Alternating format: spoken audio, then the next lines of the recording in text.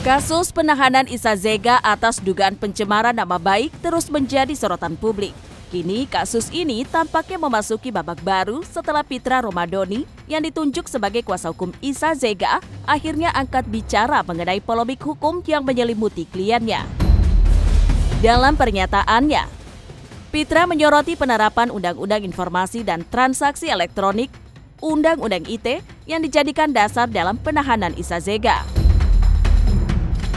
Ia dengan tegas menyatakan bahwa pasal-pasal yang terdapat dalam Undang-Undang ITE, khususnya terkait pencemaran nama baik, sebenarnya tidak memungkinkan dilakukannya penahanan. Dalam hal ini, Pitra juga mengkritik bahwa Undang-Undang ITE seringkali dianggap sebagai pasal karet yang rawan digunakan untuk kepentingan tertentu. Pasal pencemaran nama baik ini adalah pasal karet. Nah, tentunya penggunaan pasal karet ini sangat rentan untuk mengkriminalisasi seseorang apabila memang kita tidak menyukai seseorang tersebut. Kalau kritikan sifatnya itu tidak bisa dipidana dan harus dibebaskan, kan gitu. Sama seperti kasus-kasus Isa Zega yang dulu itu yang sifatnya kritikan itu tidak bisa dipidana. Nanti akan kita lihat lagi yang menjadi faktor penyebab Isa ini ditahan di Polda Jawa Timur akan saya dalami lebih lanjut lagi gitu loh. Karena kita akan pertimbangkan sejauh apa unsur pidana yang diduga diperbuat sehingga terjadinya penahanan seperti itu. Semestinya kasus ITE ini tidak bisa dilakukan penahanan gitu. Yang dilaporkan setahu saya cuma yang di Polda Jawa Timur ya, karena yang mengadu ke saya itu cuma kasus yang di Jawa Timur. Nah, artinya terkait dengan pencemaran nama baik, katanya laporan atas nama SP. Nah, SP ini membuat laporan pasal 27 ayat 3 karena nama baiknya merasa dicemarkan oleh Isa. Nah, tentu kan harus kita lihat dulu yang dicemarkan itu bentuknya seperti apa. Apakah Isa itu menyampaikan kritikan atau dia hanya menyampaikan masukan-masukan, opini dan lain-lain. Saya kira kalau pendapat itu tidak bisa dipidana karena ruang digitalisasi elektronik ini haruslah kita jaga dengan sebaik mungkin, dan penyelesaiannya itu melalui restoratif justice. Apakah sudah dilakukan restoratif justice, tentu kan akan kita dalami lagi terkait dengan hal tersebut gitu. Kalau memang yang bersangkutan hadir ke Polda Jawa Timur itu tentunya kan memenuhi panggilan polisi, ya, memenuhi panggilan polisi terkait kasus tersebut. Nah, kalau memang sudah dipenuhi panggilan polisi tapi tidak ada dilakukan upaya restoratif justice yang sudah dilaksanakan, saya kira itu adalah pelanggaran prosedur, ya. Siapapun kita, warga negara apapun, kita harus taat hukum dan menghormati aturan hukum. Apalagi ini kan kasusnya ini sudah viral ya, sudah ramai di mana-mana dan sudah merembet ke pengusaha-pengusaha skincare lainnya. Dan kita khawatir juga jangan juga nanti pasal 27 ayat 3 Undang-Undang ITE ini dijadikan alat untuk mengkriminalisasi orang-orang yang memang sifatnya suka mengkritik gitu loh. Saya kira kalau Isa Zega ini kan suka mengkritik ataupun mengulas ataupun mereview produk-produk orang lain, itu hal yang biasa saja gitu loh, hal yang wajar. Karena kritikan itu merupakan suatu masukan bagi orang yang dikritik agar dia bisa berbenah diri ataupun memperbaiki. Nah, tinggal yang kita sesalkan itu adalah penahanan terhadap Isa Zega ini.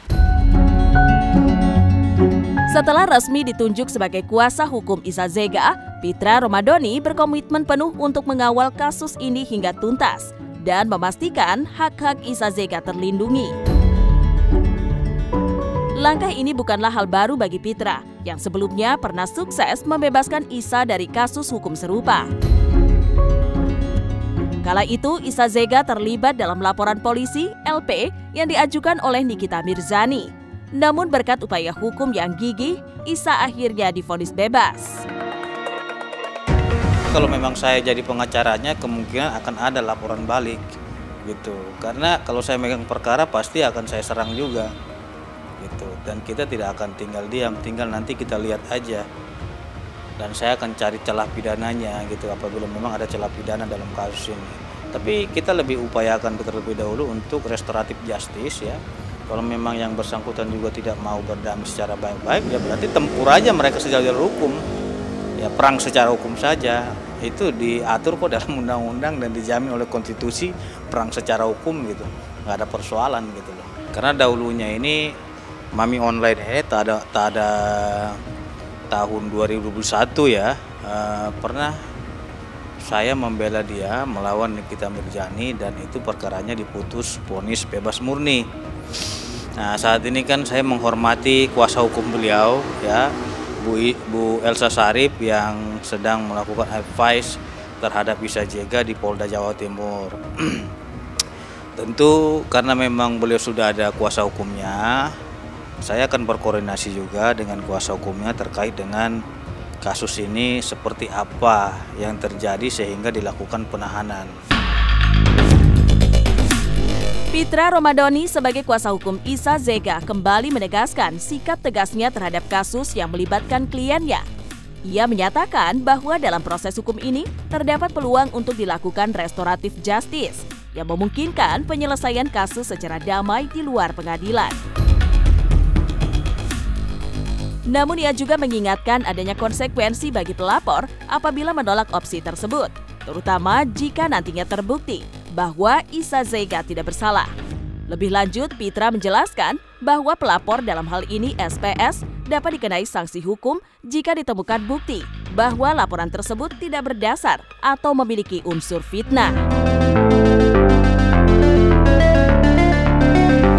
Ya, dua hal, kalau memang yang bersangkutan itu tidak lengkap ataupun tuduhannya itu tidak terbukti, tentu ini akan menjadi bumerang bagi SP.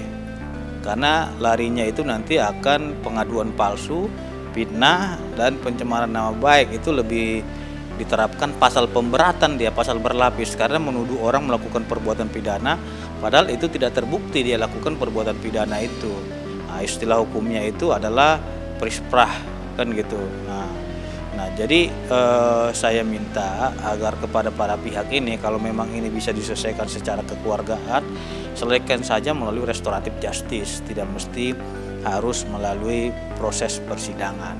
Tetapi kalaupun itu dipaksakan melalui proses persidangan, tentu akan kita uji sejauh mana perbuatan pidana yang dilakukan oleh Isa Jega. Kalau memang perbuatan pidana itu tidak dilakukan, ya kita saranin agar Isa Jega juga menempuh jalur hukum terhadap SPS ini agar sama-sama imbang. Istilah hukumnya kontralapor, kan gitu. Nah, biar mereka nanti buktikan siapa yang benar, siapa yang salah. Itu nanti pembuktiannya di pengadilan. Silahkan saja mereka saling lapor, ya kan. Tentu ini akan diuji ya sejauh mana tindak pidana yang dilakukan. Kalau memang alat buktinya tidak lengkap menurut hakim ataupun tidak tepat untuk dilakukan pemidanaan, ini yang berbahaya nanti bagi SPS, karena harus dimintai pertanggungjawaban pidana juga gitu. Jangan juga kita menggunakan ataupun memperalat pasal ini untuk mengkriminalisasi orang. Ya kemungkinan besok saya akan ketemu dengan keluarga dan kerabatnya Isa Jega ya. Tentu saya harus mempertimbangkan terlebih dahulu dan melihat apakah pidananya ini telak atau tidak ya. Tentu kita selaku penasihat hukum akan menyampaikan dengan sebenarnya. Kalau yang bersangkutan itu salah ya salah, kalau benar-benar. Tentu kita akan kawal ini dari segi hukum, apakah sudah memenuhi syarat formil ataupun material dalam penegakan hukum tindak pidana terhadap Isa Jega, seperti itu.